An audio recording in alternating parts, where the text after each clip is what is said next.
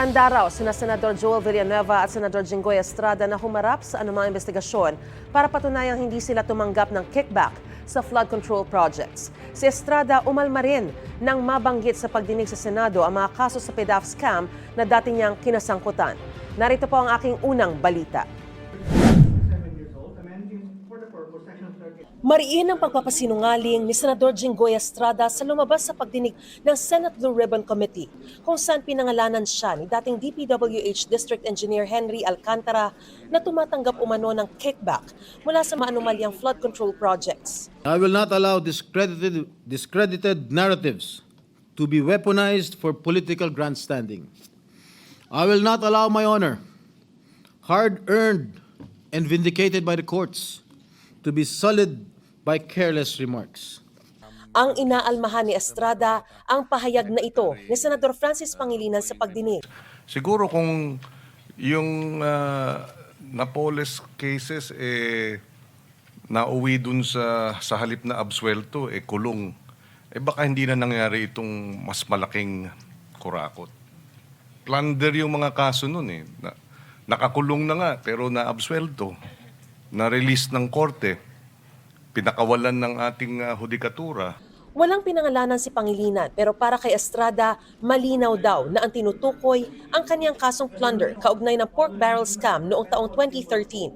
Sa huli, napatunayan na walang sapat na batayan ang mga ipinukol sa akin ng mga akusasyon. To cast doubt on these decisions is not only an insult to me personally, but a dangerous affront to the judiciary. Paliwanag ni Pangilinan, binanggit lang niya ang mababang conviction rate sa Sandigan Bayan upang bigyan diin ang usapin ng mabagal at hindi pantay na hustisya. There was no intention of maligning any senator with that manifestation. For the record, Mr. President, and again, humihingi tayo ng unawa kay Senator Jinggoy Estrada, wala pong personalan yung ating earlier manifestation. I hope he will understand. Are you questioning the decision of the court acquitting this representation? You are a lawyer. You are undermining the judicial process in our country. You being a member of the bar. Habang nakasuspende ang sesyon ay nakita namang kinamayan ni Pangilinan si Estrada at sila'y nag-usap pero hindi pa malinaw kung nagkasundo na ang dalawang senador. Si Senador Joel Villanueva naman na itinuro din ni Alcantara na tumatanggap umano ng kickback sa mga proyekto, idiniing wala siyang kinalaman sa umano'y anomalya sa flood control projects. Mr. Alcantara said, hindi po ako nag-request ng kahit anong flood control project.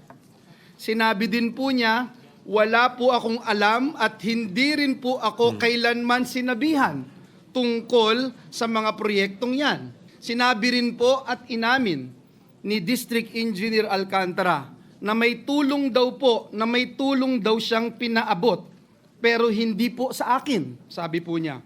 At siya na rin po mismo ang nagsabi na wala po akong alam doon. Dagdag niya, Nakahanda rin po akong bigyang linaw ang mga bagay na ito sa anumang forum o lugar at patunayan na mali, malisyoso at pawang kasinungalingan lamang ang ipinupukol po sa ating pangalan.